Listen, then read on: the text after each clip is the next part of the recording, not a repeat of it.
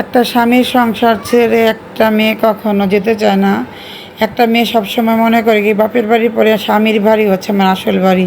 আসসালামু আলাইকুম, সবাই কেমন আছেন? আশা করি সবাই ভালো আছেন। আমিও আল্লাহর রহমতে ভালো আছি। প্রতিদিনের মতো নতুন একটি ভিডিও নিয়ে আপনাদের মাঝে হাজির হলাম। আপনি দেখবেন 100 জনের মধ্যে আপনার 80 ভাগ মেয়ে দুঃখ কষ্ট করে ভাত খেতে চায়, আর কিছু সে সকল স্বামীরা কখনো স্ত্রীর মর্যাদা বুঝে না। যাই হোক, এটা ছিল বিকেলে গতকালের ইফতারি বানানোর আয়োজন চলতেছিল। এখানে কিছু বেগুনি ভাজতেছে, বিশেষ করে বেগুনিগুলোই বাসায় বাচ্চারা বেশি খায়।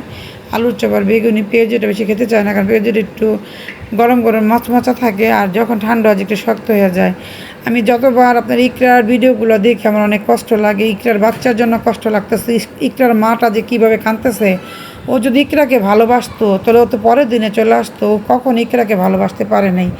যাই হোক, এটা ইফতারের আয়োজন, সবাই এখানে বসে গেলাম, আর কিছু আপনার ডাইনিংয়ে বসছি। আমি জাস্ট কতগুলো ফল নিয়েই বসলাম। আর ফল খেতে ভালো লাগে ভাজা পোড়া থেকে। মাঝে মাঝে একটু একটু খাই, যে খাই না তা না। বেশিরভাগ আমি ফল খেয়ে আমার ভালো লাগে ইফতারি করতে। আমি বেশিরভাগ ফল দিয়ে ইফতারি করতে পছন্দ করি। কে কে আমার মতো ফল দিয়ে ইফতারি করেন কমেন্টে জানাবেন। আর ফল খেলে শরীর ভালো থাকে। ভাজা পোড়া খেলে মনে হয় আমার শরীরটা একবার দুর্বল হয়ে যায়, অস্থির লাগে। রোজা থেকে আপনার মার্কেটে যেতে হচ্ছে। আমি যখন রাস্তায় বের হই তখনই দেখি রাস্তায় প্রচুর পরিমাণ জ্যাম থাকে, কারণ রাস্তা কোনো দিনও ফাঁকা দেখি না এক শুক্রবার দিন ছাড়া। হঠাৎ মনে কপাল গুনে একটু রাস্তা ফাঁকা পাই। যাই হোক, এখন আপনার একটু শপিংয়ের জন্য বের হয়ে গেলাম আমি আর আম্মা। কোনো বাচ্চা নিলাম না, আমার মেয়েও বাসা। আর আয়নের অবস্থা এখন একটু ভালো, সবাই দোয়া করবেন। ওর ঠান্ডাটা বেশি লেগে গেলে ওর সমস্যাটা দেখা দেয়। আর এখানে দেখেন মেয়েদের কালেকশন অনেক বেশি। আমার মেয়ে বাবুর জামা বেশি বেশি পছন্দ হয়। এখানে আয়নের জন্য নিব, আবদুল্লার জন্য, তাবাসুমের জন্য, ওদের তিনজনের কিছু মার্কেট করে দিব। আর বড়রা তো যা যা নিজের মতো মার্কেট করে নেয়। যাই হোক, আজকে কী কী কেনাকাটা মার্কেট করতে এসে দেখলাম, ধরেন আমি এক দোকান থেকে জামা কিনলাম, আরেকটা আপু আসলো। সে কী করলো, তার কাছে দ্বিগুণ টাকা দাম চাইলো। সে আমি যা টাকা দিয়ে নিয়েছি তার চেয়ে বেশি টাকা দিয়ে জামাগুলো নিল।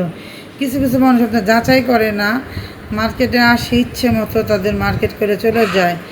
দেখবেন অনেক মানুষ আপনার যে জিনিস 20 টাকা সেই জিনিস 40 টাকাতে নিয়ে যায়। কিছু কিছু মানুষ এরকম থাকে। তাই দেখলাম দাঁড়ায় দাঁড়ায়, আর কিছু বললাম না, আমি আমার টাকা দিয়ে চলে গেলাম। এখানে আয়নের জন্য কিছু কেনাকাটা করলাম। গরম আসতে বেশি করে জামা নিব। এখানে পাতলা, এখানে ফতুয়াগুলো খুবই ভালো লাগলো। যাই হোক, অবশেষে মার্কেট করে বাসায় চলে আসলাম। আর এসে দেখে আমার মুরগির মাংস একটু ভুনা করছে, ডাল পাক করছে, আলু ভর্তা করছে, বাচ্চারা যে রোজা না তাদের জন্য। যাই হোক, এখন বাসায় আসলাম। বাসায় সবাই গোসল টোসল করলাম, তারপর একটা জামা পরাই দিল। আর এই পালের সেটটা ওর চাচু এনে দিছিল। জামাটা কেমন হয়েছে কমেন্টে বলবেন। তো আজকের ভিডিওটা এখানে শেষ করবো। সবাই ভালো থাকবেন, সুস্থ থাকবেন, ভিডিওটির পাশে থাকবেন, লাইক করবেন, শেয়ার করবেন। আসসালামু আলাইকুম।